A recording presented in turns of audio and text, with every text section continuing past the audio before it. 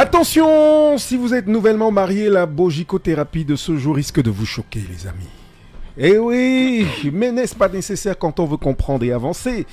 Le mariage est souvent perçu comme une union parfaite, un lieu d'harmonie et de bonheur partagé. Pourtant, derrière les belles promesses et les émotions des débuts se cachent aussi les réalités moins reluisantes. Différences de caractère, vision du monde opposé, blessures d'ego ou simple désaccord du quotidien. Cette bogicothérapie nous invite à réfléchir non pas à la beauté du mariage, mais à sa profondeur. Sommes-nous réellement prêts à en assumer les contradictions? Avons-nous la maturité d'aimer une personne dans ses paradoxes et pas seulement dans ses qualités? Qu'est-ce que cela signifie concrètement, supporter les contradictions? D'ailleurs, c'est quoi les contradictions dans le mariage? Et comment s'y préparer avant de dire oui? Cyril Bogico, merci d'être là avec nous. Merci Félix. Dis oui à quoi? Dis oui pourquoi? Dis oui à qui? Et dis oui sur quoi? Ben, ce sont les 4 questions qu'il faut se poser. C'est un engagement, dit-on. C'est supporter, dit-on. Ce sont des vérités absolues. Demandez à Leslie, comment tu vois ta vie avec ton homme? Sur 5 ans, sur 10 ans, sur 20 ans, sur 25 ans, sur 30 ans. Parce qu'il faut se projeter au-delà des apparences, au-delà des contingences actuelles. Parce que la vie nous réserve des surprises. Le mariage n'est pas un traitement médical pour nous soulager d'une maladie, d'une pathologie. C'est la conjugaison des fiertés et des bonheurs. C'est-à-dire mon bonheur, le tien, les deux mélangés. Et puis on a une belle sauce que nous mangeons à la table conjugale avec nos enfants et nos proches. Parce que vous avez des gens qui, lorsque survient la moindre difficulté, le moindre blocage, sautent le navire, quittent le mariage. C'est trop facile. Je l'ai trop supporté. Après 2 ans, c'est trop facile. C'est même très léger. Cela montre même justement une certaine légèreté dans votre perception de la chose conjugale. Et quand je parle de mariage, je ne parle pas que de ceux qui sont mariés officiellement, je parle de ceux qui vivent en couple, qui se sont engagés à vivre ensemble et à suivre un chemin et une direction commune. En fait, un chemin commun et une direction commune. Parce que justement, on l'a toujours dit dans nos familles, le mariage, ce n'est pas pour les enfants. C'est pour des gens qui ont la capacité, qui ont la compétence. Et il faut être capacité pour vivre. Parce que justement, la vie nous réserve des choses. Et cette capacité, il en faut 3, fondamentalement. 3 capacités qui vous rendent éligible à un projet de vie en commun. Vous devez les avoir absolument les 3 là. 1, la confiance. Si vous êtes un être qui ne sait pas faire confiance, qui doute de tout, qui surveille, qui contrôle, qui est obsédé par le détail, la perfection, le polissage, la pureté, épouser un saint comme Saint Gabriel ou Saint Michel Archange. Parce que vous mettez en contact, vous mettez en couple avec quelqu'un qui a ses propres contradictions, qui a ses propres besoins. Et un être humain n'est mieux que par ses besoins. Même le projet qu'il engage avec vous, c'est un besoin qu'il veut satisfaire. Se mettre en couple, c'est satisfaire un besoin. Mais là, vous avez 2 êtres de besoin qui se mettent ensemble, chacun avec ses besoins. On ne se marie pas pour les mêmes raisons. Vous avez des gens qui se marient avec vous par amour. D'autres qui sont avec vous par peur de vous perdre, par peur de la solitude. Vous avez des couples donc qui sont discordants. Leslie aime son homme avec son cœur. Et Camilla aime Leslie avec la peur. Lorsque 2 personnes s'aiment de cette façon, naissent forcément les contradictions, les oppositions, les dissonances affectives. On ne s'aime pas de la même façon, on ne s'aime pas pour des mêmes raisons. C'est la raison pour laquelle ce matin, dans ma chronique qui préparait justement nos auditeurs à cette grande rencontre, j'ai préparé les gens à ça et curieusement, c'est la chronique la plus demandée. Grand frère, envoie-moi ça. Grand frère, transfère-moi ça. C'est pour comprendre, les gens comprennent maintenant ce qui leur arrive. Quand vous voyez 2 personnes aller à l'église ensemble, porter les mêmes tenues, comme c'est de plus en plus courant, quand les gens vont à l'église là, quand un couple va à l'église, chacun prie sa prière. Chacun prie sa prière. Je parle comme au quartier. Vous voyez, on est tous à l'église comme ça, chacun prie sa prière. Même à la chorale, on chante le même chant, mais chacun a sa façon de lever sa voix. Ouais. Il y en a qui disent que Yahweh, pardon, comme je chante là, tu connais mon problème. D'autres disent que je chante aussi pour chanter, parce que le chant, s'il me plaît. Vous avez des gens qui chantent un cantique parce qu'il y a, il y a une belle mélodie. Il y en a qui la chantent parce qu'ils croient profondément que c'est une prière. Ça va les élever, ça va les soulager, ça va les guérir. Je suis devenu influenceur. On voit ça. Donc, je fais comme les autres, quoi. Donc, pour dire que, en fait, dans ces histoires où vous voyez deux personnes ensemble, là, cheminer ensemble, si vous sondez les cœurs dans leur intimité, chacun a sa gamme. Mais ce n'est pas un problème, la gamme. On peut avoir des gammes dissonantes, mais qui ne sont pas de problème.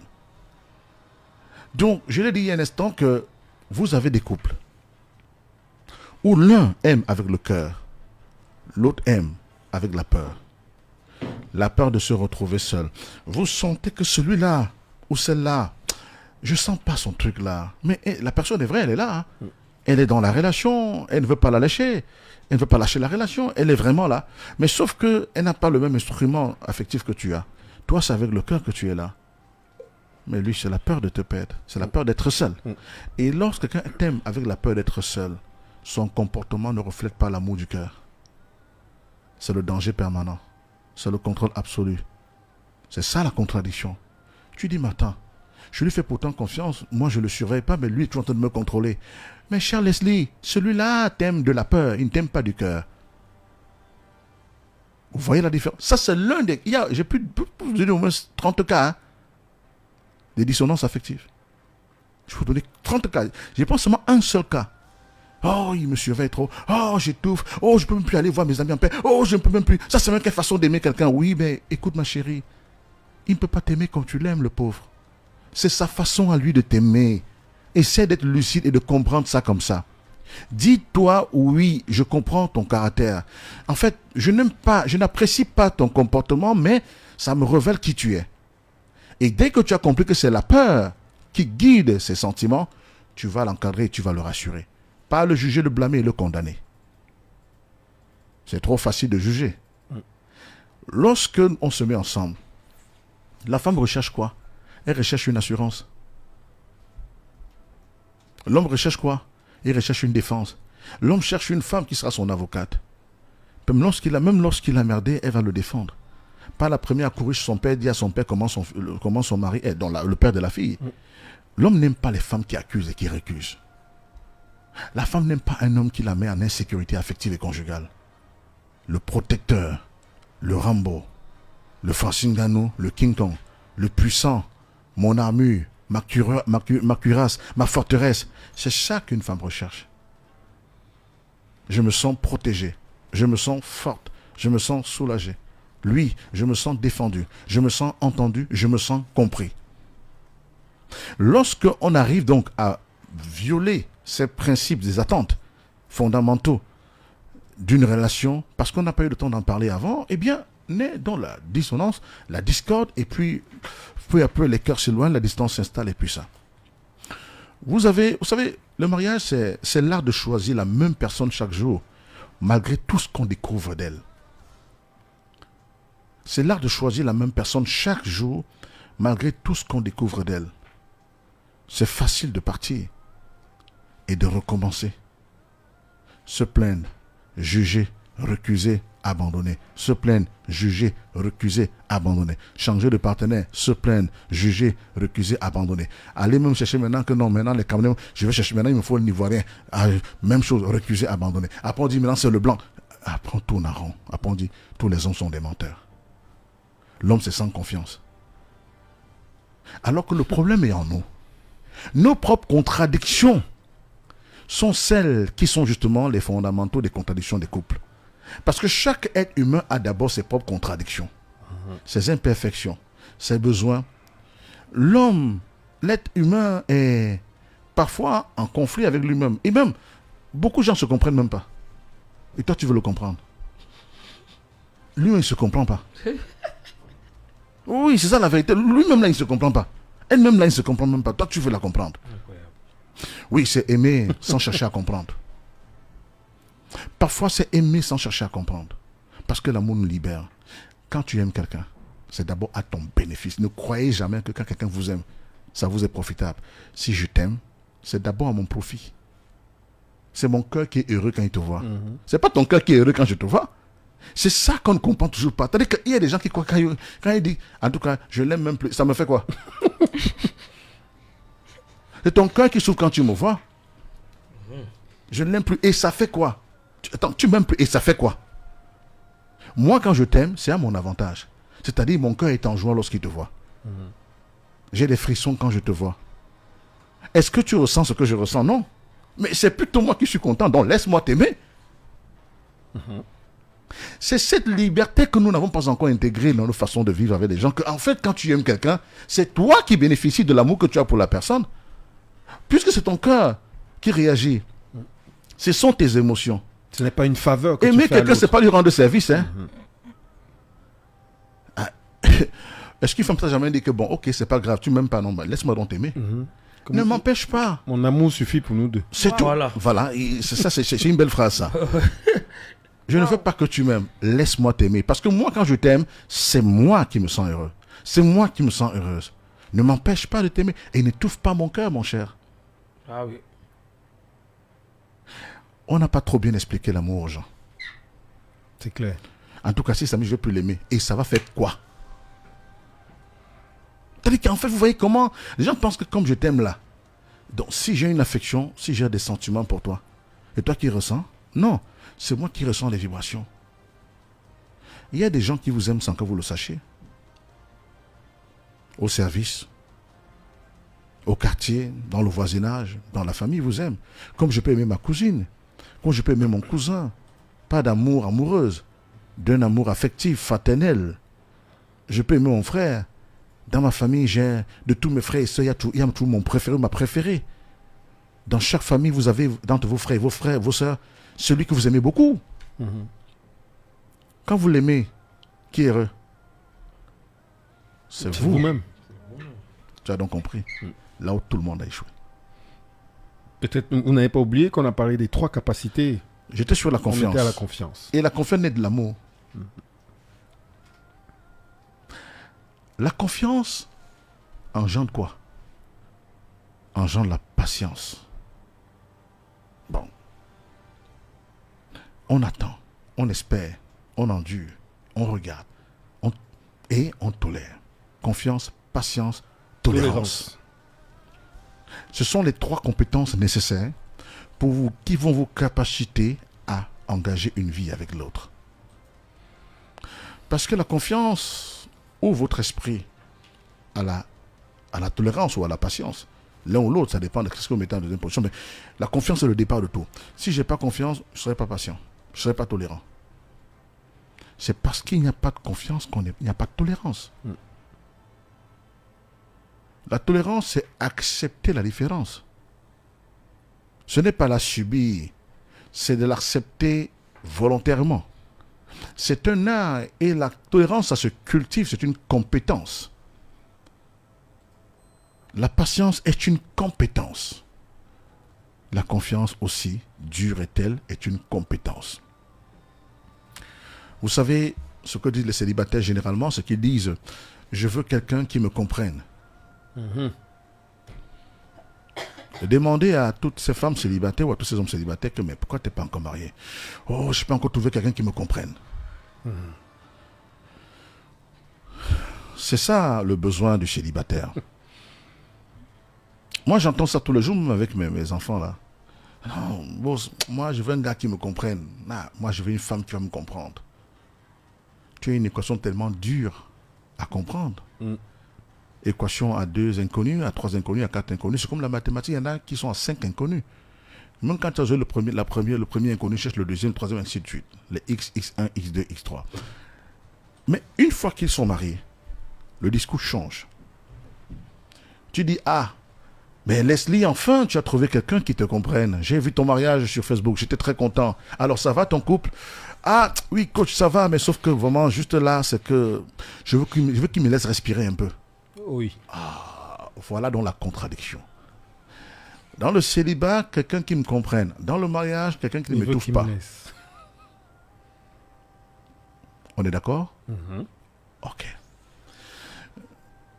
Vous savez, les gens rêvent de paix. Les gens rêvent des câlins. Sont-ils prêts à payer le prix pour ça? Parce que dans le mariage, qu'est-ce que les gens veulent? Le beurre et l'argent du beurre. Carrefour, de retour en direct dans moins d'une minute. Hello, il est 11h.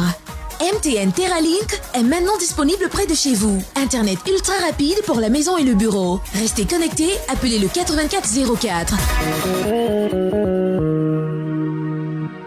Chaque jour, des entrepreneurs rêvent de faire grandir leur business. Aujourd'hui, avec la 9e édition de la MTN Business Academy, nous faisons du digital votre allié de croissance. Faites-vous former en ligne ou en présentiel en marketing, leadership, innovation, vente et donnez vie à vos plus grandes ambitions. MTN Business Academy, votre avenir commence aujourd'hui. Pour participer, contactez-nous au business.cm@mtn.com. Everywhere you go. Bienvenue chez Master Tools Bafoussam, votre partenaire de confiance, pour construire, équiper et embellir votre quotidien. Master Tools Bafoussam, c'est l'électroménager, l'ameublement, la quincaillerie générale, l'outillage, les sanitaires, l'acier, la peinture, la plomberie et bien encore. Notre équipe de professionnels vous attend pour vous faire découvrir notre showroom situé au Carrefour Le Maire face Hôpital King Palace, ouvert du lundi au samedi de 7h30 à 18h. Avec nos partenaires Prometal, Inoda et OK Place. Master Tools Bafoussam, think quality. Carrefour, partenaire quotidien de votre bonne humeur.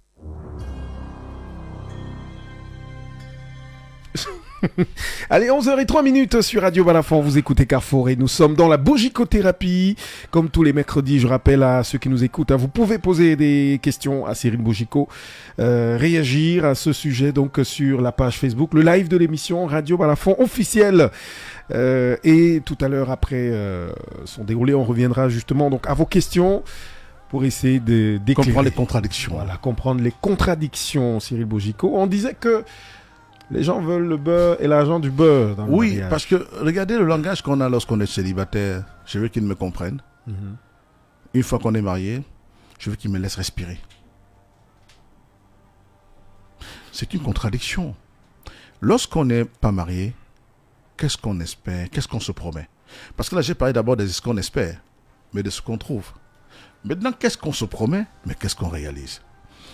Généralement, vous allez voir les tourtereaux, les jeunes amoureux là, le jassi,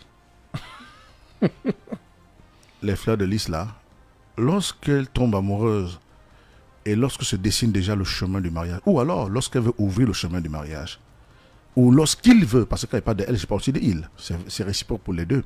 Lorsqu'on veut ouvrir la porte du mariage, on commence à se dire des choses qui suscitent les désirs dans le mariage. C'est pourquoi j'ai dit ce matin dans ma chronique, aucun mariage ne peut satisfaire tous les désirs qu'il inspire. Mais personne ne m'a demandé, Monsieur Bogico, mais qu'est-ce que le mariage inspire comme désir? Le désir d'être compris, par exemple. Vous avez des gens qui, dans leurs interactions avec les autres, suscitent en l'autre le désir de les épouser ou de s'engager avec eux. Je prends l'un des langages, vous savez, l'une des phrases qui permet à un homme qui déclenche en quelqu'un, homme comme femme, le désir du mariage avec toi. La phrase la plus courante, je t'écouterai toujours. Je serai patiente. On fera tout ensemble. C'est trop mignon. Magie. C'est trop mignon. Dès que tu dis ça, quelqu'un, le gars dit, c'est pas possible, Seigneur. Voici la personne. Ses yeux brillent. Ton prochain anniversaire, t'en fais pas, on va te faire la surprise. Ce sont des phrases très fortes. Ce sont des déclarations, ce sont des promesses très fortes. On fera tout ensemble.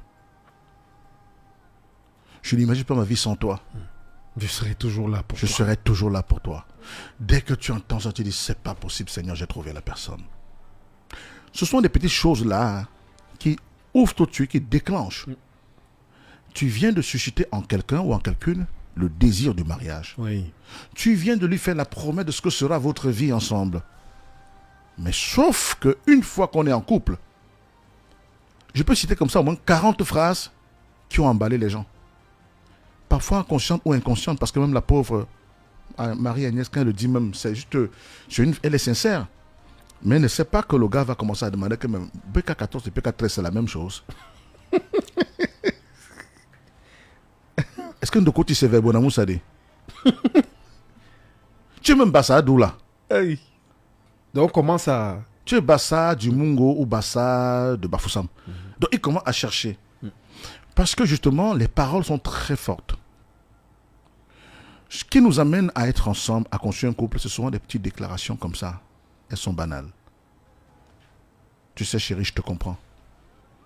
Imagine, tu viens de sortir d'une querelle avec ton grand frère au téléphone. C'est très tendu. Ta copine est à côté, elle écoute. Elle sent que tu es vraiment nerveux. Ça fait 1 heure, tu essaies de raisonner ton grand frère. Il ne veut pas comprendre. Il t'impose sa loi du grand frère. Tu lui montres que tu as grandi et tout. À la fin, il te dit, B, pourquoi il ne te comprend pas? Tu as totalement raison. Tu sais, calme-toi. Laisse-lui le temps. Il va comprendre. C'est tellement limpide. Tu es tellement facile à comprendre. Tu expliques les choses tellement simplement. Mais pourquoi son cœur est si dur? Tu viens ainsi d'apaiser un gars sous tension. Et tu lui fais un petit thé, tu lui fais un petit café, tu le mets un peu au chaud, il s'endort. Laisse qu'il se réveille là. Ne t'en fais pas. C'est toi qui as cherché. Oh là là. C'est toi qui as cherché. Donc, je t'écoute. Tu viens de montrer que tu as une oreille attentive. Tu as de la compassion. Tu as de l'attention. Et que tu es même éprouvé par ce qui lui arrive. Tu sens qu'il est mal. Toi-même, tu es mal. Il dit, voici la personne. Seigneur, la voici. Mais une fois dans le couple, je t'écouterai toujours de pourquoi tu me coupes la parole? Pourquoi tu ne me laisses pas parler? Voilà la contradiction du mariage. Est-ce que ce que tu as montré dans la relation de copain-copine, le désir que tu as suscité, ce que tu vis dans le foyer conjugal, non? Là maintenant, ça devient que non. Il n'y a pas que toi qui parles ici. Il n'y a pas que toi pour parler ici. C'est la même qui te dit ça. Il n'y a pas que toi qu'on doit écouter ici. Arrête ça. Tu penses que quoi?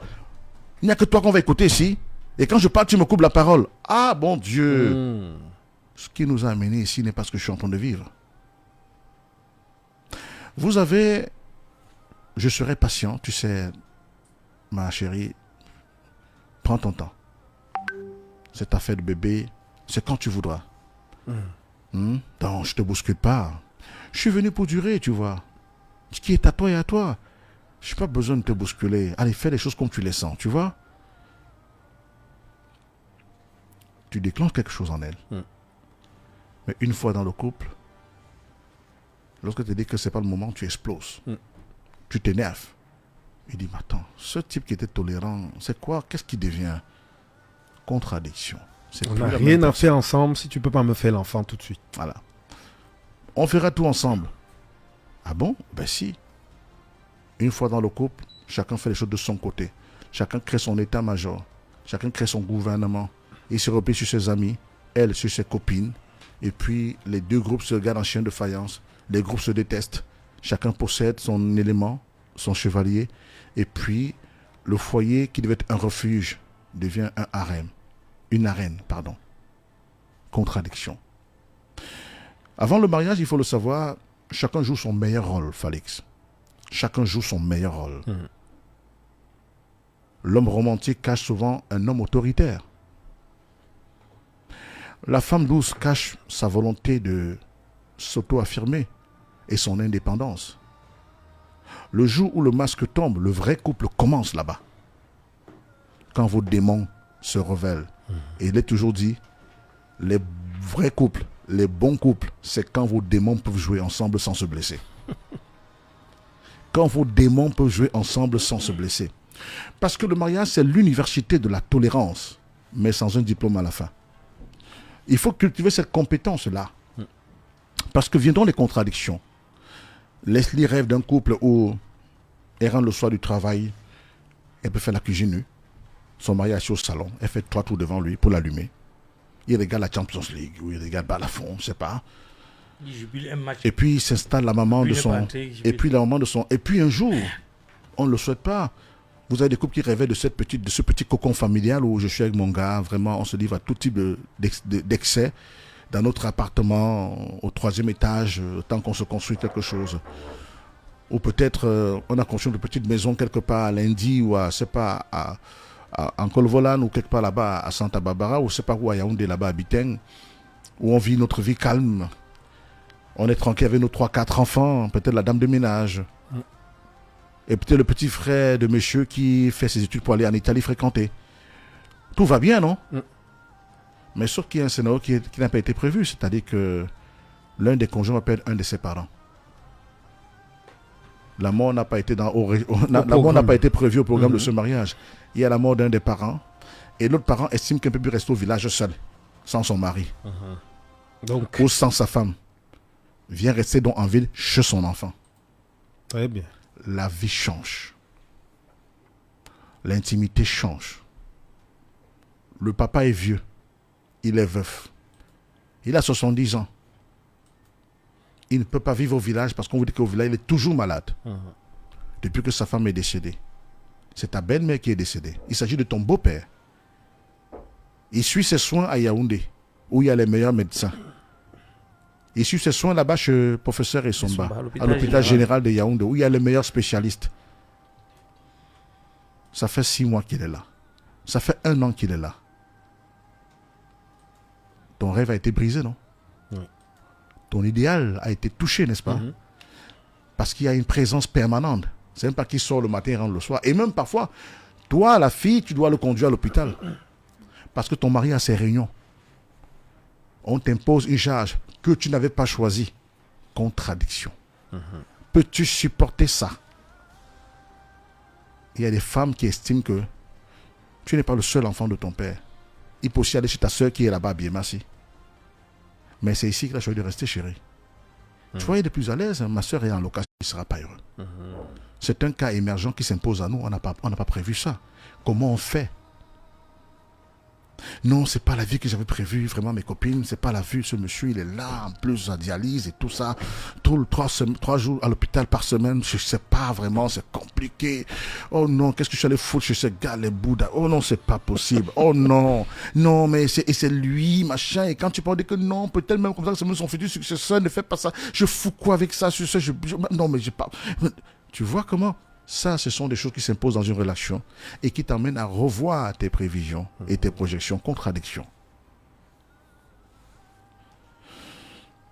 Madame estime que son neveu, qui est l'homonyme de sa mère, doit faire Polytechnique de Douala et il n'a pas où habiter. Et elle veut bien qu'il vienne habiter à la maison. Toi, tu trouves ça pas normal, non? Pourquoi? Parce que justement, il fallait que tu n'es pas tellement lié à ce cousin-là, à ce neveu-là. Mais elle est liée à ce neveu. Il y a quelque chose de fort entre elle et son neveu. C'est que c'est l'homonyme de sa mère ou de son père. Ou alors, ils ont peut-être le même nom, ils ont le même homonyme. Pour elle, ce serait une joie. Elle voudrait montrer à sa famille que je suis une femme. J'ai pris mon neveu, je l'ai mis ici, il a eu son doctorat. J'ai élevé mon neveu. Tu vois que ce qui va la rendre fière ne te rendra pas fière. Elle va beau négocier, supplier que chérie laisse faire. Il y a des chambres derrière, personne n'habite. Ah non, écoutez, vraiment, ça fait un peu de trop là. Ben oui, tu as la belle famille. Parfois trop en comprendre. Quand vous êtes les chauds et les chaudes, ils ne sont jamais là. Mais dès que vous mariez, ils s'installent à la maison à tour de rôle. Il y a des familles comme ça. Lorsque la cesse, il parle, l'autre vient, l'autre parle, l'autre vient. Puis vient un cousin trop délinquant qu'on rafle tous les jours, il est tout le temps en cellule. Ouais. Quand il n'a rien fait en un mois, il est en cellule 2 fois. Jusqu'à le commissaire, quand il y a votre maison, il dit que ouais, dis donc, parle à ton petit là. Il est dans un groupe de petits bandits ici au quartier là. Je vais le buter un jour. Hein. Tu fais quoi? Dis-moi ce que tu fais. Ce n'était pas prévu dans le cahier de charge. Nous sommes d'accord, ma fille? Ce n'était pas prévu dans le cahier de charge. Mais c'est là. Tu vas jeter ton frère? Non. Tu vas lui parler. Ton mari va lui parler. On va me le menacer. Tu blagues même un jour, il porte ton téléviseur et pas vendre. Allô? Tu le chasses de la maison. On dit, ouais, vraiment, toi aussi. Le lit de son grand. Mais voilà, ouais. Le lit. Donc, il y a des choses comme ça. Où tu as ta petite soeur qui vient s'installer à la maison. La petite soeur, madame, s'installe à la maison. Elle a 17 ans et tombe enceinte. La famille te regarde comment? Tu es incapable d'élever un enfant. Les problèmes commencent. Comment tu as pu laisser ta petite se tomber enceinte? C'est quelle histoire ça? Ton mari t'a fait même quoi là-bas? Tout ça. Tu as la famille qui te tombe dessus. Donc tu as des contraintes conjugales, tu as des contraintes familiales. Et quand tu es célibataire, la seule pression que tu subis est celle de la famille. Tu attends quoi? Tu attends quoi? Marie-toi. Il attend les petits-enfants. Non, il n'est pas encore à ce niveau-là. La famille, elle rit. C'est ça, non? C'est vrai, non? C'est vrai. Mets le micro, tu parles. C'est vrai, non? Vrai, beau, c'est vrai. Quand tu es célibataire, tu as ta liberté. Quand tu es marié, ta liberté est contrôlée. Elle est modérée. Tes dépenses, c'est pour toi. Tu dépenses comme tu veux. Mais quand tu es marié, tu ne dépenses pas comme tu veux. Tu penses à l'autre. Mais alors, au niveau de la pression, la seule pression que subit un célibataire, c'est celle de sa famille. J'ai dit hier, Adrien. Depuis là. C'est même quoi avec toi? Donc, comme tu marches dehors là, tu n'as pas vu quelqu'un. Même l'enfant de ma Mathilde là, tu ne penses pas qu'elle est jolie. Elle a été à Boya, elle est même bilingue. Voilà. Tu fais comment, nous, Adrien? Oh, maman, toi aussi. Ton père dit, maman de quoi? Voyou. Tu travailles à Camtel, non? Ton salaire, c'est pour faire quoi? Papa, je m'occupe de toi. Laisse ça. Faut devenir un homme, mon fils. Voilà la pression que tu subis. Oui. Tes soeurs sont là. Garde rien. J'ai un anniversaire, je vais t'amener là-bas. Je vais te montrer quelqu'un. Elle s'appelle Leslie. Elle bosse sur Balafon. Elle est trop jolie, c'est ma copine. Voilà la pression d'un célibataire. Il se marie. Pour se départir de la pression. Erreur. Dès qu'il se marie, double pression. Sa famille, je dis, elle ne crache pas encore. La famille de la femme. Mon fils, vous dormez même bien ensemble. Tu as 2 pressions pour faire des enfants.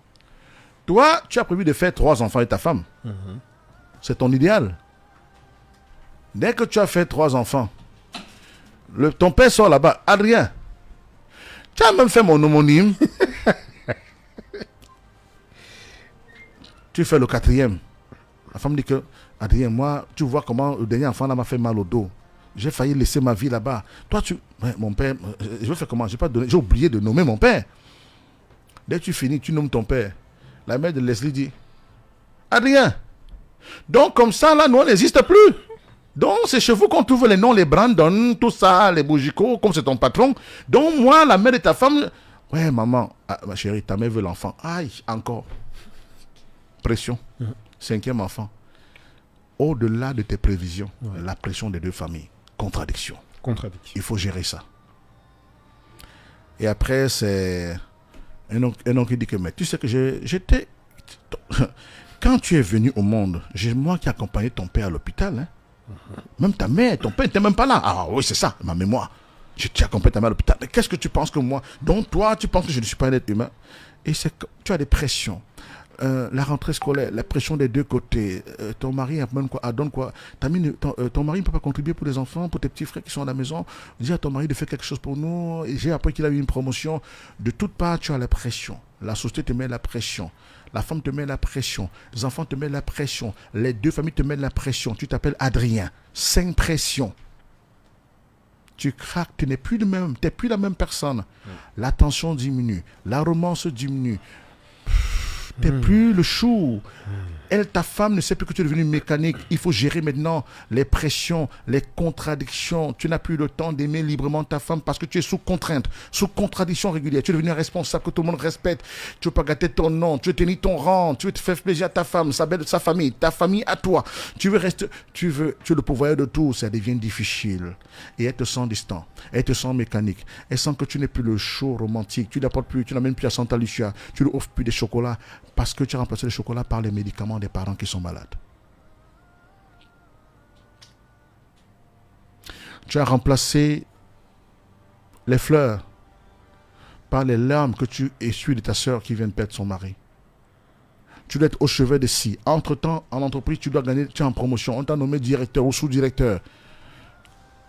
Il y a une entreprise, tu as fixé des objectifs. Tu quittes le bureau parfois à 21h, 22h. Parce qu'en même temps que tu remplis la maison d'enfants, tu crois sur ton professionnel.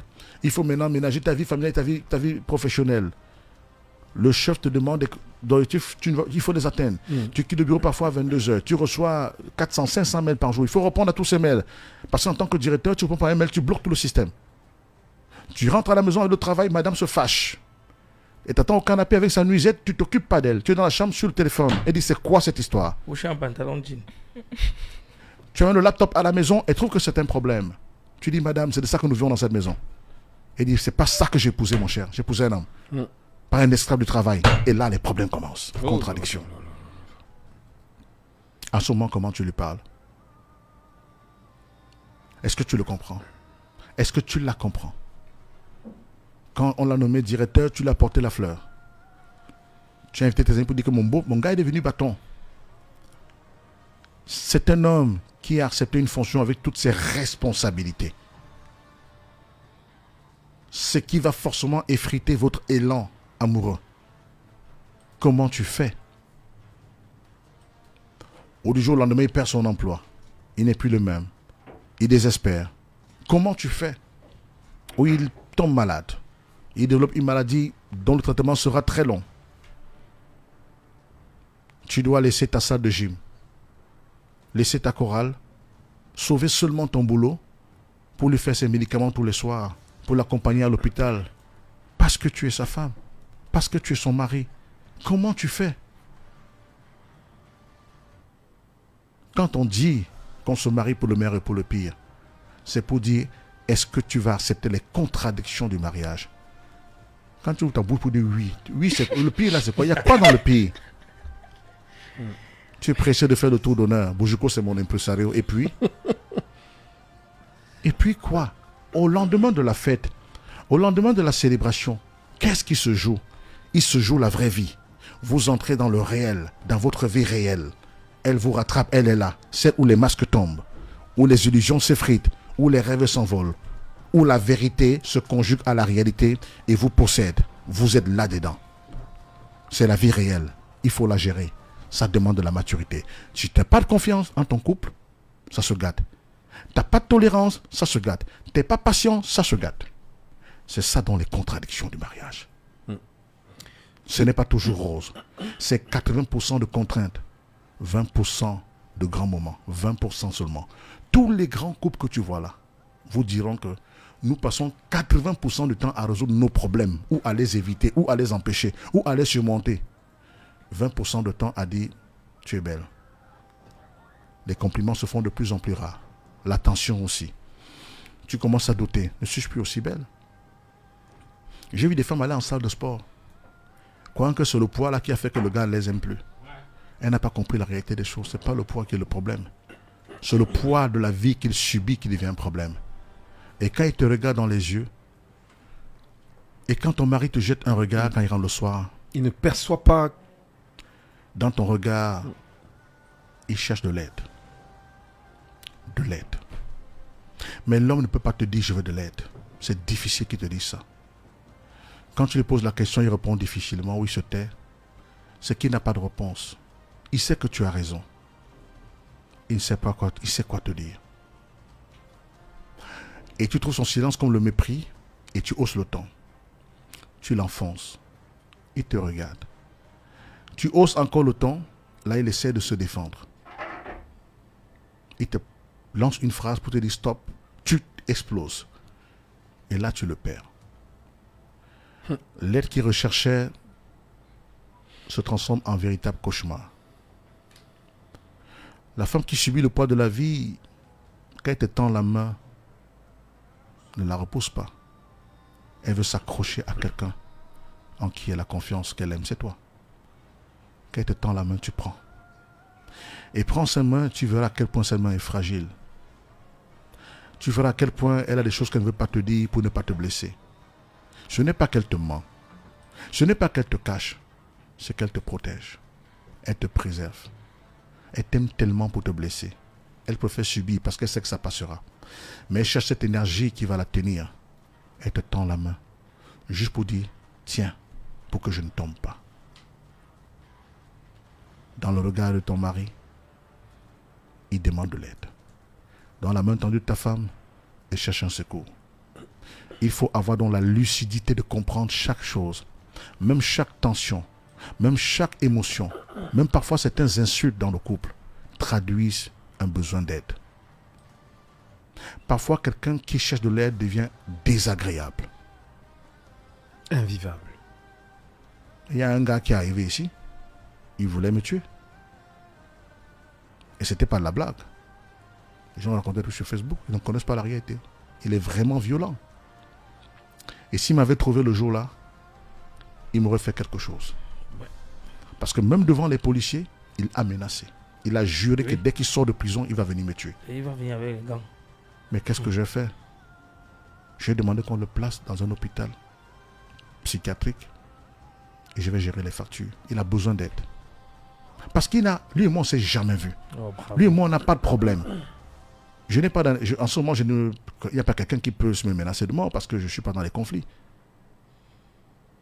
Pendant qu'on me disait non, il faut l'envoyer ici, on va le. Je dis, il a besoin d'aide. Dans cette violence, c'est quelqu'un qui cherchait de l'aide. J'ai parlé avec sa maman. J'ai dit, on va pas, j'ai dit au procureur, il ne faut pas l'envoyer en prison. Mais comme il reste toujours menaçant, s'il sort, il peut me tuer. Mettez-le quelque part où on peut le soigner. Et sa mère m'a dit oui, il prend ses injections. Et quand il les prend, ça le calme. Je suis content. Parfois, dans quelqu'un qui est désagréable, il y a un nécessiteux. Dans le mariage, de plus en plus, vous voyez des gens qui sont désagréables, qui sont invivables, qui s'éloignent, qui sont distants. Ce n'est pas qu'il te rejette.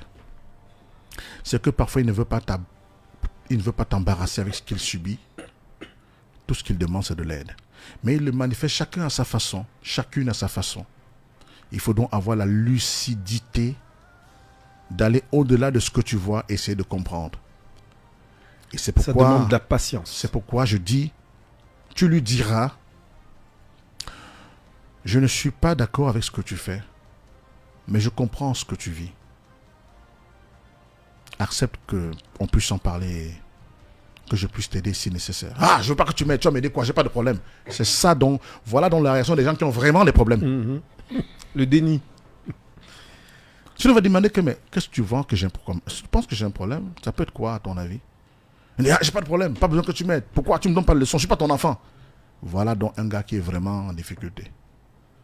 Joue ton rôle de médecin. Quelles attitudes ou disciplines un couple, Cyril, peut-il cultiver pour transformer les contradictions en opportunités ou plutôt qu'en source de conflit? Restez fidèle à votre engagement. Vous savez, il y a deux choses dans la vie. Il y a deux types de fidélité dans une relation. Il y a la fidélité du cœur, la fidélité des corps. Dans une relation de couple, la fidélité la plus difficile à maintenir, c'est la fidélité des corps. Le corps est très infidèle. Le corps réagit à ses désirs. La fidélité qu'il faut préserver, c'est la fidélité du cœur. Fais de ton corps ce que tu veux, mais que ton cœur me reste fidèle. Parce que ton corps, c'est ce que tout le monde voit. C'est ce que tout le monde admire. C'est ce que tout le monde voit. Tu ne peux pas cacher ton corps. Tu as des belles silhouettes, ça fait pâlir les gens, ça fait languir les gens. Tu es un beau gosse, tout le monde voit que tu es un beau gosse. On voit sur toi, je vois sur toi ce que tout le monde voit sur toi. Là, c'est plus une exclusivité. Mais ton cœur là, personne ne le voit. C'est moi qui sais ce qu'il y a là-dedans. Et ça, c'est pour moi. Et pour moi seul. Ça là, je ne partage pas. Si on reste fidèle, si on préserve la fidélité du cœur, même quand le corps s'emballe, la relation reste solide. Et c'est le cœur qui pompe l'énergie, et c'est le cœur qui ramène la personne. Je vous l'ai toujours dit, battez-vous que vos cœurs ne s'éloignent jamais, même si les corps s'éloignent. Comme on dit souvent, loin des yeux, mais près du cœur. Cette phrase est très forte. Battez-vous pour que vos cœurs ne s'éloignent jamais, même si le corps prend ses distances. Tout fait pour maintenir son cœur à ta portée. C'est le jour que tu perds le cœur que le système t'échappe. Comme elle dira, qui tape son corps, je le tiens. Elle fait ça. Ça c'est quoi? Le cœur. Le cœur. Quand une femme dit ça, elle dit que maman, prends, tocos. Il dit, laisse ça. Qui s'embrouille, Cyril, je le tiens. Ça veut dire que je possède son cœur, son énergie entre mes mains. Je le comprends. Il gère ses conjonctures. C'est son moment. Mais là, oui, c'est son moment. C'est sa saison. Voilà. Mais là, je le tiens. Il dira la même chose. Gars, t'inquiète pas. Ce sont ses manières de femme. C'est normal, c'est la fille du prince, non? Tu sais, les filles de la chefferie sont toujours comme ça. Comme son père est roi. Elle vient chez moi ici, fait ces choses-là. Mais je sais où je la tiens. Où? Là. Il fait comme ça. Il dit que je tiens. J'ai dit, tu as compris le sens de l'amour. Tenir le cœur de l'autre. C'est la bataille. C'est votre quête de chaque jour. Du matin au soir. Rassurez-vous que vous avez le contrôle de ça. Et rien ne vous échappera. Vous allez régner sur sa vie. Il va régner dans la vôtre. Vous vous tenez là. Parce que là, ce qui est dedans là, il n'y a que le chirurgien qui voit, le cardiologue quand il opère. Mais tout ce que tu es là, tes formes, tout le monde voit. Tu portes une belle chemise, tout le monde a vu. Et tout le monde peut désirer ce que tu es. Mais personne ne sait ce que tu as. C'est ça que j'ai. J'ai ce que tu as, c'est entre mes mains. Donc, pour gérer ces contradictions, il faut garder, préserver en toute chose la fidélité du cœur. C'est ça qui nous amène à construire une vie d'amour, basée sur les différences, basée sur les choses qu'on n'attendait pas, sur les contingences qui ne sont pas les nôtres, sur les crises émergentes. On va traverser toutes les tempêtes.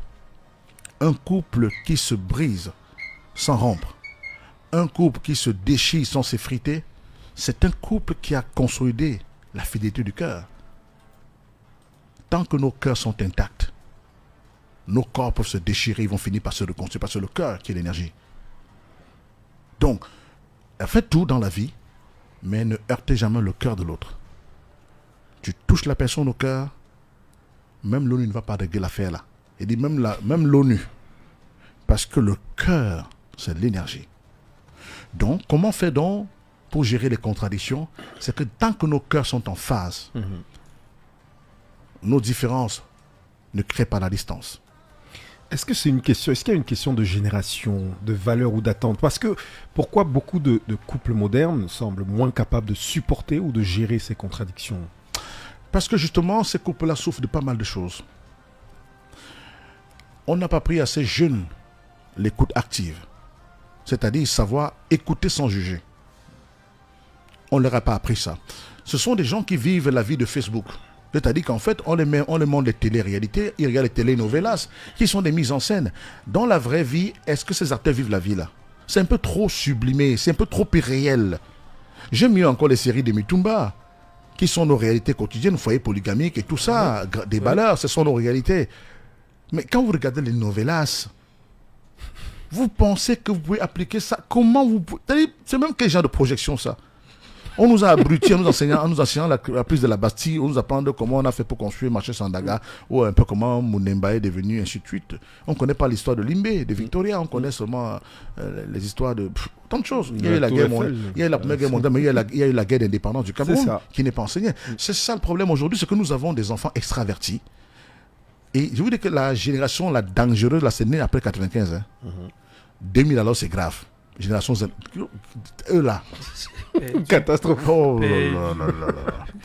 Parce que Félix, tout est éducation, tout est valeur, tout est transmission, tout est culture. Le mariage est une culture. C'est quoi? Qu'est-ce qu'on appelle la culture? La culture, ce sont des croyances que dont on s'approprie et qu'on transmet. Il y a des familles ici, des familles de mariage.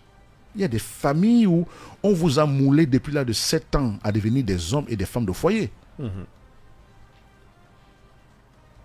Je prends un exemple simple. Vous savez, aujourd'hui, la technologie, on peut s'empêcher.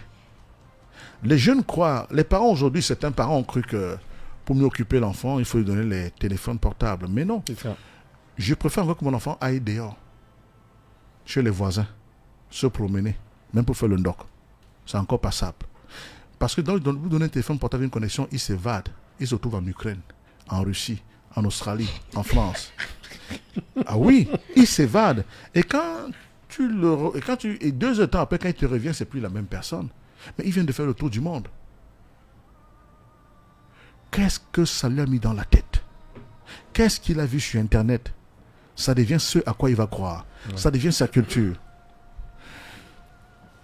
Quand quand nos sœurs entraient de l'école, que faisait-il? Que faisait-elle? Elle dépose le sac, elle va à la cuisine. Maman dit, tourne le couscous là. Ta soeur est même où? Une paresseuse comme ça là. Viens ici, écrase le piment là. Et pendant qu'on fait tout ça, il dit, vous savez, votre père, je l'ai rencontré. Il avait 21 ans. C'était un shoga. Raconte l'histoire. On était à Melon. On a d'abord vécu à Melon. Après, on est arrivé à Ndjumbe. Votre père a commencé à fendre le bois. Nous sommes arrivés en Douala en 75. Hein, et on s'est mariés en 83. Parce qu'on a vécu comme ça. Il fallait bien que sache l'homme que je vais épouser. Mes enfants, quand votre grand frère qui est arrivé au monde là, celui qui est maintenant en Chine là, Raymond, c'est tant Mati que vous voyez là qui était même venu m'aider. Le jour là, l'hôpital était loin là-bas à Nyoube. Il fallait traverser et il y avait la guerre du maquis. Le repas est servi. Voilà un coup. Le lendemain, on recommence. Tout en eux. Aujourd'hui, que font les jeunes filles? S'enferment dans leur chambre. On laisse le repas là-bas. Sont sur le téléphone. Vous attendez quoi? Les prénoms. Elle veut se marier au Cameroun avec les réalités de l'Australie. C'est compatible. C'est son prénom même. Allez voir aujourd'hui comment les gens. Allez voir même le genre de décoration dans les marins. D'ailleurs, beaucoup. Si ça ne prend pas l'avion. Estéré là, c'est qui? J-Man, c'est qui? C'est qui comme ça? Il faut faire attention. La deuxième chose qui tue nos enfants aujourd'hui, c'est la patience. Il y a une vidéo qui circule sur Internet là qui montre aujourd'hui que les jeunes d'aujourd'hui, ils veulent savoir sans apprendre. C'est-à-dire que même s'ils s'inscrivent aujourd'hui même à master là, on dit que bon, payons dans le master, il va payer dans le master. Ils ne veulent plus apprendre, mais ils veulent savoir. Ils veulent tout savoir sans rien apprendre. C'est ça la génération d'aujourd'hui, la génération zen. Ils n'ont pas la patience. Parce que tout ne change pas en un jour. Troisième chose, la gestion de l'ego. On ne me parle pas comme ça. Je suis la fille d'un tel. Même mon père ne me parle pas comme ça. Ça se voit même en entreprise. L'ego est le problème, l'un des problèmes les plus récurrents dans les couples. Et même beaucoup se divorcent parce que on dit que mon orgueil a dépassé les limites et dit ma santé mentale. Ma santé mentale. Rien ne vaut ma santé mentale. De quelle santé mentale? Tu connais la pression que ton père subissait pendant des années pour faire de vous ce que vous êtes aujourd'hui? Vous appelez quoi santé mentale? Oui, ils ont raison. Pourquoi la santé mentale est affectée? Parce que dans le cerveau, il y a trop de choses. Les choses de jus, tout ce qu'on met là, les directs, on a versé les Facebook, on a tout mis. Donc le cerveau est rempli de tellement de choses qui leur sont inutiles, mais qui leur plaisent, mais qui ne leur servent pas, qui ne les grandissent pas, que quand tu mets une petite notion, ça perturbe. Un peu comme de l'eau bénite dans une mare de démons. Les démons commencent à agiter. Il dit que ma santé mentale. Ils ne supportent pas la vérité. Ils ne supportent pas la contradiction. Absolument pas. Ah oui. Oui, c'est le problème des jeunes aujourd'hui. Ah oui. Dans les couples, on les trouve. Ne pas chercher toujours à avoir raison. Eux, ils veulent toujours avoir raison. Parce qu'on leur a appris que la vie, c'est comme ça. Quatrièmement, Tanya Kondom, la maturité émotionnelle. Le problème de ces jeunes aujourd'hui, filles comme garçons, la maturité émotionnelle. Ils ne savent pas contrôler leurs réactions. Bang! Ils ont déjà lâché le mot qui fait mal. Zéro patience. Et puis, ils essaient de justifier la bêtise. De te faire croire qu'ils ont eu raison de te dire ça, que c'est parce que toi, tu m'as fait ça que je t'ai dit ça. Mais là, ou que c'était sous le coup tu de as la lâché, colère. voilà. Tu as lâché le mot qui blesse. Imagine que j'ai eu une enfance difficile. J'ai eu une fracture émotionnelle dans mon enfance et je t'en ai parlé. Je me suis confié à toi pour dire, comme tu vois là, ça. Voilà. Imagine par exemple une fille qui a été abusée sexuellement. Quand elle avait 12 ans. Elle porte le stigmate de ce viol. Elle vit mal avec ça. Seuls ses parents savent ce qui s'est passé. Et quand tu es son conjoint, elle te confie un jour que bon, si tu vois parfois mes réactions quand on lit, quand tu me demandes certaines choses, c'est parce que j'ai vécu. Tu dis, oh non, ça va. Oh là là, tu as eu ça. Oh non, ça va. Mais le sorcier, qu'est-ce qu'il est devenu? J'espère qu'il a été bien emprisonné. Oui, il a fait la prison. Après 10 ans, il est sorti. Je ne sais pas ce qu'il est devenu, ça ne m'intéresse pas. Et qu'un jour, dans une prise de bec, tu dis, c'est normal. Avec ce qu'on t'a fait là, tu peux te comporter comme ça. Aïe, Tu aïe, viens aïe, d'ouvrir une blessure. C'est ça le problème, Falik. C'est Aïe, une aïe, phrase qui ouvre une plaie et dit c'est pas possible. Terrible. Non, tu n'aurais jamais dû me dire ça. Parce qu'on s'est trop emporté. Ils ne savent pas se calmer, boire un verre et dormir. Pour dire, bon, on en reparle demain. Quand c'est chaud, tu dis demain. Maman, j'ai compris demain. Maman, demain. Demain, je dis demain. Toi, demain, le temps va changer. Là, le sommeil apaise tout. Le temps guérit tout. Donc, ils ne contrôlent pas leur réaction. Et ils ont souvent le langage des copines là. On ne fait pas ça. Tu te laisses faire. Ils pensent qu'il est quoi? On contrôle ton foyer par télécommande externe. Oui, bien sûr. La gratitude, ils ne connaissent pas. Merci. Vraiment, infiniment. Ils ne connaissent pas. Tous ces gens pensent que tout est un droit. Ils ont le droit à tout. De tout avoir. De tout être. Tu es obligé. Ils ne savent pas reconnaître les efforts de l'autre. Papa. Ils ne savent pas. Vois les jeunes couples là aujourd'hui. Tu offres un cadeau d'anniversaire, dis. Donc c'est tout ce que je mérite. Merci. Connaissent pas la gratitude. La gratitude est le condiment qui donne du goût à la sauce de l'amour. Savoir être reconnaissant. Reconnaître les efforts de l'autre. J'ai beaucoup apprécié ta cuisine hier. Mais mon habitant des condoms m'a beaucoup aimé. Et depuis ce matin, il s'est dit vraiment, cette femme a une main de cuisinière. Ah bon, il a dit ça? Oui, il a dit ça, chérie. Mais pourtant, j'ai même fait ça étant pressé. Elle se vante un peu. Oui. Si je me concentrais, mais dis-lui que, par exemple, samedi, on peut faire un peu de ndomba de crocodile, non, chérie? Ou allons lui faire la sauce gombo avec les crabes. J'ai dit oui. Mais il y a aussi Michel Enyege et Achille Asako. Et ils ont aimé ta sauce d'arachide que tu avais faite un jour quand tu es allé au deuil là. J'aimerais qu'ils viennent remanger ça. Ah bon? Asako, il est encore là? Oui, il est ici à Douala. Ok. Bon, dans ce cas, on va faire donc la sauce d'arachide pour Enyege, Michel Enyege et Asako. Et on va faire donc le gombo avec le crabe pour Tanya Kondom. Ils vont apprécier. J'ai dit oui. Comment ils se sentent? Valorisés. Oh, est-ce que c'est compliqué? Sixième péché capital de ces gens dans les couples, la communication bienveillante. Ils ne savent rien dire sans blesser. La communication bienveillante, c'est dire des choses sans blesser. Savoir dire des choses sans blesser. Il y en a que tant que tu ne saignes pas, ils ne laissent pas. Je dis que... Oh là là. T'aimerais un problème. Ils avaient comme disait mon grand frère Gilles Rémy Gono, les langues serpentines. C'est-à-dire que des paroles venimeuses. Elle envoie, ou il envoie d'abord la première femme, pap, tu encaisses. Ça fait pas mal. Ça l'énerve. Deuxième phrase choc, tu encaisses. Tu ne réagis pas. Ça l'énerve encore. Il ou elle va finir par trouver la phrase qui va t'ouvrir la chair. Tant que le sang ne coule pas. Les paroles qui blessent. Là, quand tu es touché, il dit, voilà, je l'ai touché. Mais là, on vient d'ouvrir une plaie qui va se refermer soit par la chirurgie, soit par l'amputation. Entre nous deux, quelqu'un va laisser quelque chose. Ah oui, hein? La communication bienveillante dit des choses sans blesser l'autre. Il y a 8 péchés capitaux. Hein. Après, on va aller... on a beaucoup de messages. Après, on ne consulte pas ici, c'est quoi? Non. Septième péché capital, la responsabilité partagée. Ces gens ne sont pas responsables et ne savent pas partager leurs responsabilités. Ça veut dire quoi, Falix? Comprendre que le mariage n'est pas une compétition, mais c'est une équipe. Ce n'est pas une compétition. On forme une équipe, gars. On n'est pas toi contre Nous moi. sommes ensemble pour nous battre contre la vie. On ne se bat pas entre nous. Le mariage est une équipe. Ce n'est pas un club de personnes qui se battent et qui courent après les lauriers. Non, ce n'est pas une compétition. Absolument pas. Ce n'est pas une compétition.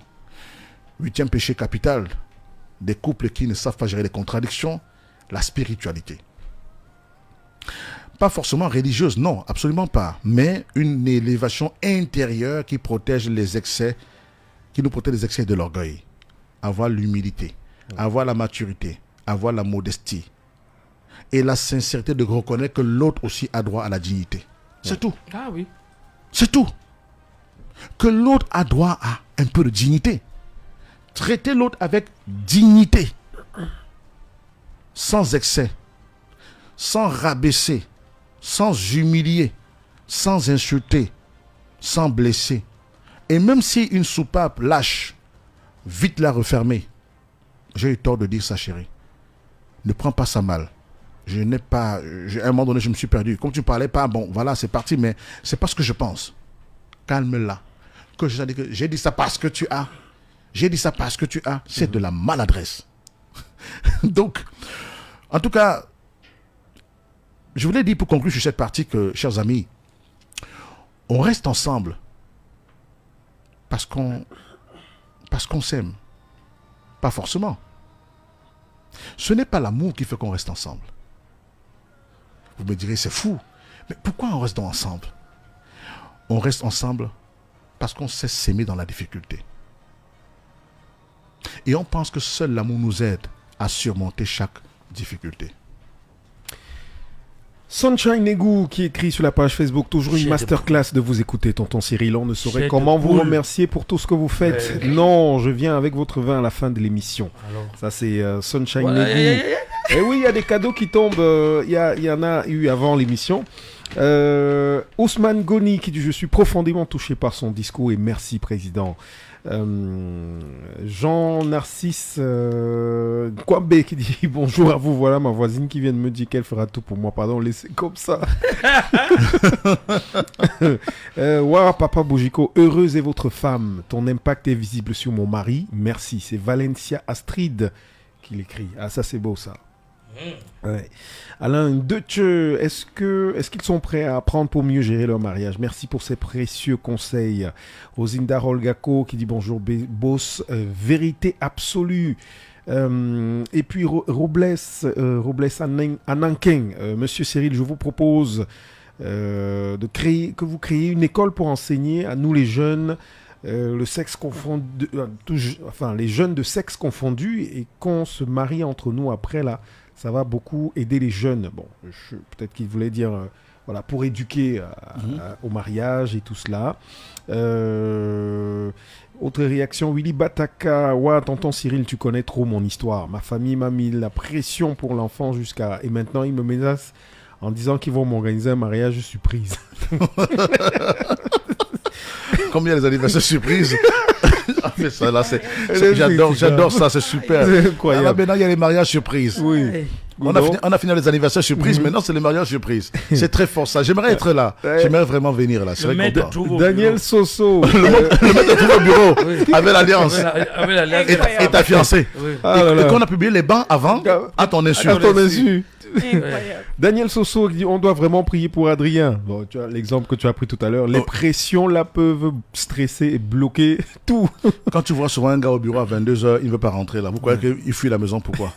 Parce qu'il sait qu'il y a la belle famille à la maison et la famille qui l'attend pour lui poser le problème de rentrée scolaire. Voilà. C'est pas forcément que le gars fuit sa femme. Il y a Clo Mabimois qui a beaucoup réagi. Il dit ce sont des valeurs difficiles à assumer. Confiance, patience, persévérance. Il y a Catherine Dora Ngoye, merci PDG pour cet enseignement, j'ai retenu beaucoup. Nous les jeunes d'aujourd'hui, on a vraiment besoin de ce genre de conseils pour avoir des couples solides. Beaucoup parmi nous divorcent par incapacité à supporter une simple dispute. Mais ça, beaucoup de gens divorcent pour aller retrouver les mêmes problèmes ailleurs. C'est ça. C'est ça le problème en fait. Parce que il y a des raisons pour le divorce à sa place dans la vie. On peut arriver à rompre une relation, mais il y a sur les jours, on fera une chronique sur pourquoi divorcer. Qu'est-ce qui peut vous pousser à rompre une relation? On va dire que là, vraiment. Donc, il y a ça. Note ça à Marie-Agnès. Mais les gens sont là sur un coup de tête, sur un coup d'émotion et tout. Ouais. Et n'oubliez pas que parfois, on prend des décisions sur le coup de l'humeur. Notamment la décision de se séparer. Parce que l'une des contradictions du mariage, c'est qu'on veut être ensemble, mais il y a un divorce qui plane. Il y a toujours un qui vous dit que, en tout cas, moi, je veux partir. Je veux partir d'ici, ça continue, je veux partir d'ici. Quand vous voulez rester avec la personne qui vous menace tout le temps de divorcer, ça crée l'incertitude, ça crée l'inconfort et ça crée l'insécurité conjugale. À tout moment, vous vous dites, il peut partir à tout moment. À tout moment, et qu'est-ce que vous faites? Vous commencez le cerveau humain est là pour nous protéger. Vous commencez à développer des idées de protection que si un matin, pas, on fait quoi? Et c'est là qu'on a le vrai problème cette fois-là. Parce que vous n'êtes plus le même. Vous êtes dans une condition de que je vis dans l'insécurité, je dois me préparer. Un peu comme dans le quartier, vous vivez bien avec votre voisin, du jour au lendemain, vous levez votre mur. Il dit que c'est pas. Il va dire, c'est par rapport à moi qui fait ça. Ouais. Alors que la menace plutôt vient d'ailleurs. On vous a dit que non, vous serez braqué, cambriolé et tout. C'est cette menace qui fait que le corps vous préserve. Donc c'est un peu ça. Merci PDG, toujours un plaisir de vous suivre. Ça c'est Nat Faud, Patrick Ziefo, waouh, infiniment merci pour ces enseignements. Monsieur Cyril Bojiko, agréable journée à vous. Moïse Ngalet, bonjour l'équipe et merci au PDG, grand frère Cyril Bojiko. Une question me vient à l'esprit. Sachant cela, pourquoi ne pas évoluer à visage découvert afin d'éviter tout quiproquo, dire réellement qui on est, ses mauvaises habitudes, ses bonnes habitudes et attitudes.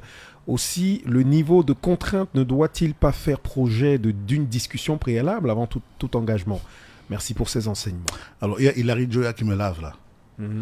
Sur mon statut, en fait, sur mon statut personnel, je publie toujours les éléments de langage de la bogicothérapie 48 heures avant. Oui. Comme c'est une communauté, pour les préparer. Et j'ai donc dit hier que il y en a qui ont dit écris un livre. Et je leur ai dit, alors qu'est-ce qui va changer? C'est que l'émission demain est un rendez-vous. Au-delà de cette émission, ma disponibilité et mon attention ne seront plus garanties. Bientôt, la bogicothérapie sera en salle et en podcast. En fait, parce que on a le projet de quitter l'émission. Donc, nous, on a lancé un truc. Et donc, elle nous a elle dit que quand on a commencé, Vraiment. elle dit donc que on a commencé ça à la radio. Voilà. Donc, la salle n'était pas là. Donc, des choses que Hilary Joya. Bravo, Hilary. Ancien Miss One. Bravo, Hilary. Hilary Joya. Elle dit C'est que, avec nous. elle dit, c'est pour toi là-bas. Là, on a commencé là, l'émission. L'émission, on a été là. On est ici, notre communauté aussi en train de grandir. Voilà. Il y a Diana également qui nous écoute. Diana de DN Clothing. Voilà, c'est une styliste magnifique. Et elle dit vraiment bravo Cyril, que souvent on la traite de grand-mère parce que pour elle, la communication est très bienveillante, voilà, elle y tient. Je voudrais pour ne pas oublier Félix. Les gens doivent retenir ceci. C'est très fondamental. L'égoïsme en amour, c'est l'une des contradictions. Une fois qu'on est ensemble, vous allez voir que les gens veulent être aimés sans condition. Ils veulent être aimés sans condition, elles veulent être aimées sans condition, mais ils ou elles veulent aimer sous condition. Regardez très bien comment ça se passe entre deux personnes. Vous allez comprendre que c'est l'un des cancers des relations. M'aimer sans condition, mais moi j'aime sous condition. Le beurre et l'argent. Du beurre. Irénécia Momo, bonjour la team. Monsieur Cyril Bojiko, soyez abondamment béni. Je grandis chaque jour avec vos différentes chroniques et surtout chaque mercredi. Mon chéri m'a dit au début de notre relation, je ne te promets pas le bonheur, mais sache que je serai toujours là pour toi et avec toi. Au début, ça m'a fait un jar, mais aujourd'hui, je comprends mieux ces mots. Merci beaucoup pour vos enseignements. Il y a vous écoutez et allez à l'école, il n'y a pas de différence. C'est Senghor Sikali qui le crie. Laura Lisa, bonjour la team. Pour nous qui ne pouvons pas suivre tous les mercredis en direct, peut-on télécharger et écouter plus tard? Marie-Agnès, oui, c'est disponible sur les réseaux sociaux, sur les réseaux de Balafon. Sauf que la direction de Balafon est en train de refuser, ils ne veulent plus. C'est compliqué. Vous cherchez les problèmes. Vous cherchez les problèmes. Merci beaucoup, Cyril Bojiko. Le peuple n'a qu'à se soulever contre la direction. C'est Corinne Oyer qui ne veut plus. Non, arrêtez ça. Avant que Ils on a m'ont commencé dit- sur ils m'ont mon dit- antenne. Ils m'ont dit que c'est la dernière On émission. a commencé sur mon antenne. C'est moi qui décide. Pourtant, on a- C'est moi qui pourtant- enlève une émission ici Pourtant, on a un super thème la prochaine fois. Hein. qui est La force de la table et le pouvoir du lit. Oui. la force de la table Mais et le c'est- pouvoir. c'était prévu aujourd'hui. du lit. C'était prévu aujourd'hui. Bon, Oui. mais ça, on Non, avait prévu ça. on avait prévu ça déjà la semaine dernière. Ah, d'accord. Ça, Le on chemin- garde ça pour la semaine Le prochaine. chemin qui mène au lit passe par la table. Alors, Ça, c'est pour les femmes qui disent qu'on a arraché mon mari. On a arraché mon mari. On va vous montrer donc comment vous perdez vos maris. donc on n'arrache pas. C'est vous. Vous les qui- perdez, vous les perdez à table. Dans le plat Quand plastique. tu perds ton mari sur la table, au lit, ce n'est plus ton mari. Eh, Joe, Le chemin qui mène au lit passe par la table. Bon, C'est tout. c'est pas intéressant. On attend votre pour proposer des sujets. Non, Non, comment c'est ça ça. Qui a dit ça? que ton mari rentre On te sert des plats plastiques. Toi-même, tu penses que dehors, on a mis plat à sable tout blanc, là, il va faire comment là? C'est ça. Ah, il y a tellement de messages, malheureusement, on ne pourra pas tous les lire, mais on remercie infiniment nos contributeurs, les auditeurs, les internautes. Merci à toi. En tout cas, la majorité des messages, c'est pour te remercier, Cyril, pour ta grandeur d'esprit, pour tes enseignements et surtout l'impact, parce que ça transforme des vies. Complètement tous les jours à travers la chronique le matin et puis la bogicothérapie les mercredis. C'est ça qui me fait plaisir parce que comme je l'ai toujours dit, j'aide les gens à se sentir bien. Je suis comme le médecin clinicien qui te soulage d'un palu, d'une température, d'un mal de dos, ainsi de suite.